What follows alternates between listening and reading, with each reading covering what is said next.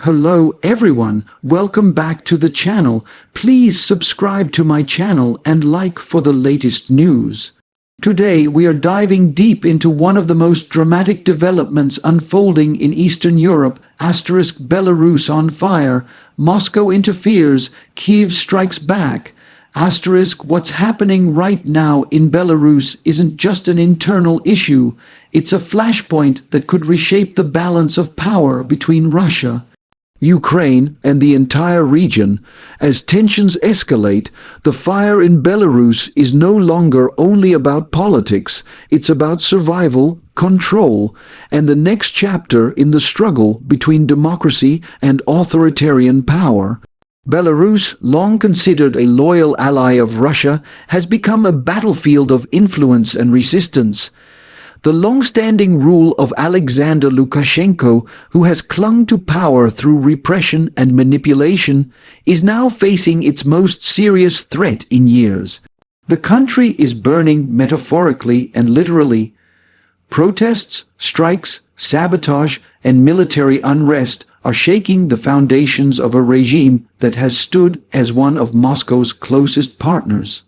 As Belarus falters, Russia steps in with more interference, more troops, and more manipulation to keep its grip tight.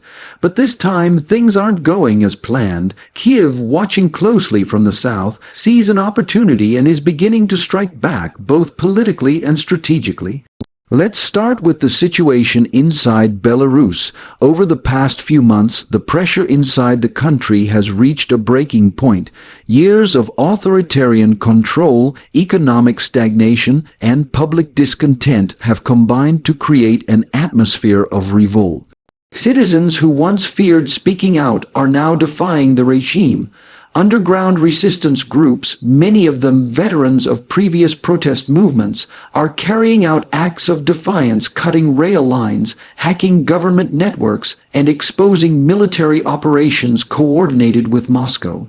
The Belarusian economy is collapsing under sanctions and isolation. The promises of stability made by Lukashenko have turned into empty words, and many within the government are starting to question how long the regime can survive. Meanwhile, Russia is not sitting quietly. Vladimir Putin sees Belarus not just as a neighbor, but as a vital buffer zone, a space that must remain loyal at any cost. Moscow has poured money, propaganda, and troops into Belarus under the pretext of security cooperation. Russian advisors are embedded in Belarusian ministries, and Russian soldiers have been stationed on Belarusian soil since the early stages of the Ukraine conflict. Now, as the country teeters, Moscow is stepping in more aggressively. Reports suggest that Russian special forces and intelligence operatives have taken over critical Belarusian military communications and are directing operations directly from Moscow. The Kremlin's message is clear: Belarus must not fall out of line. But interference comes at a cost. The more Russia involves itself in Belarus, the more it exposes its vulnerabilities. Putin is already stretched thin with his ongoing war in Ukraine, sanctions, and domestic discontent.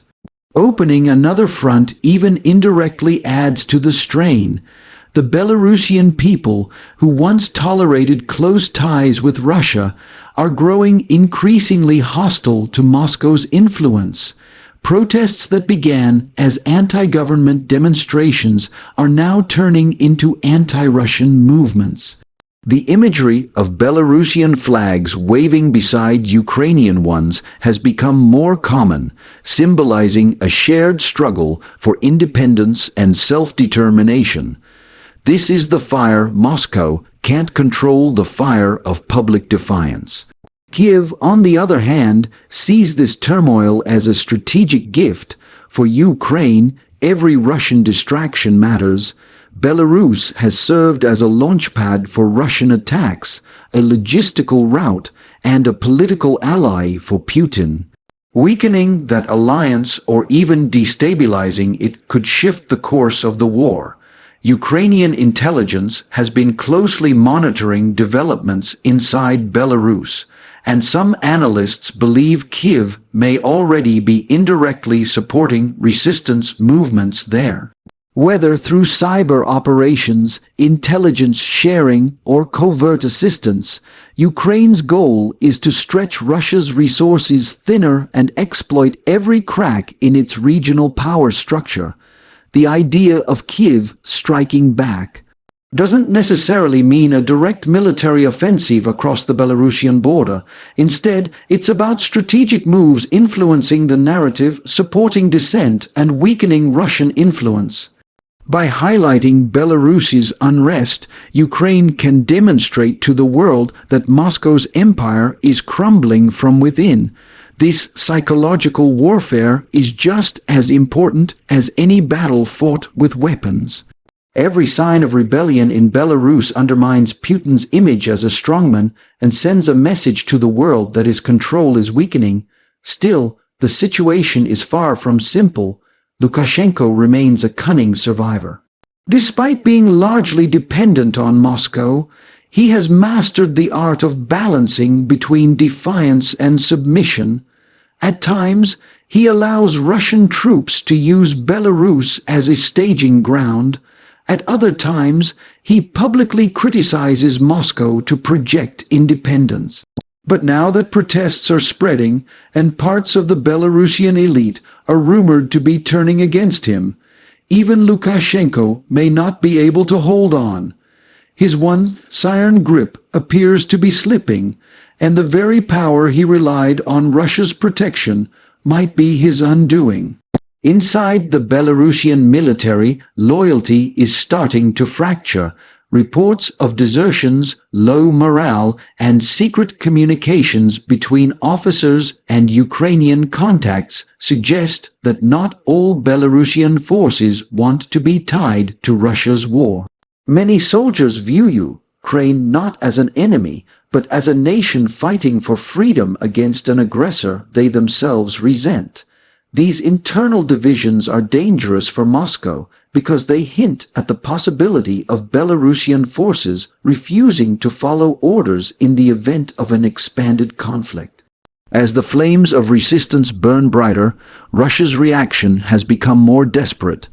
Moscow has increased its propaganda campaigns, accusing Ukraine and the West of plotting to overthrow Belarus. State media floods the airwaves with stories of NATO agents stirring chaos. Yet, on the ground, these narratives are falling flat. The Belarusian people have seen too many lies, too many broken promises. Their anger is not imported from abroad, it comes from years of oppression and betrayal. The fire inside Belarus was lit by its own people. For Ukraine, the coming months are crucial. Kyiv must carefully navigate this delicate situation, ensuring that any involvement doesn't provoke a wider escalation. Supporting Belarusian opposition movements could weaken Moscow, but also risks giving Putin an excuse to expand the war. The challenge for Ukraine is to apply pressure intelligently to make Moscow fight multiple battles at once without overextending itself. Ukrainian officials understand that political warfare can be just as powerful as artillery. Every act of Belarusian defiance gives Ukraine more leverage on the diplomatic stage and more moral strength in its ongoing struggle for sovereignty. Internationally, this situation is drawing global attention. NATO and the European Union are watching closely, aware that instability in Belarus could either open new opportunities or create new dangers. If Belarus falls further into chaos, it could lead to a major shift in Europe's security landscape. A weakened Belarus could mean reduced Russian reach, but it could also result in unpredictable military responses.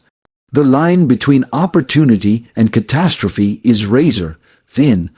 Western leaders are therefore treading cautiously, providing support to Ukraine and moral encouragement to the Belarusian opposition without openly provoking Moscow.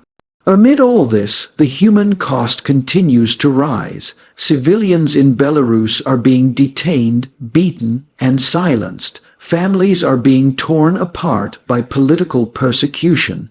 Independent journalists and activists are forced to flee. Yet, their courage continues to inspire others. Across the region, people are realizing that the fight in Belarus is part of a larger struggle for freedom in Eastern Europe. The courage of ordinary citizens standing up against authoritarian power echoes the early days of Ukraine's own revolution. It's a reminder that no regime, however powerful, can completely silence a nation's will to be free. As the fires burn in Belarus, one thing becomes clear. This is not just a national crisis, it's a geopolitical earthquake. Moscow's interference may hold the country for now, but every act of suppression deepens resentment. Ukraine's strategic response, calculated and patient, aims to use that resentment to its advantage. The next few months could determine whether Belarus remains a pawn in Russia's game or begins its journey toward independence. And if Ukraine continues to strike back intelligently, both on the battlefield and in the information war, this could mark a turning point in the larger conflict with Moscow. Belarus is on fire, Moscow is tightening its grip, and Kyiv is watching, waiting, and striking where it hurts most, not with bombs, but with truth, resilience, and timing. This is a battle not only for territory, but for influence, for hearts, and for the future of an entire region. As these events unfold, the world should remember that behind every headline are people fighting for their freedom, often in silence and against impossible odds. Thank you for watching. Make sure to like, share, and subscribe for more global updates, analysis, and truth-driven coverage of the world's most important stories. Stay informed, stay aware, and see you in the next video.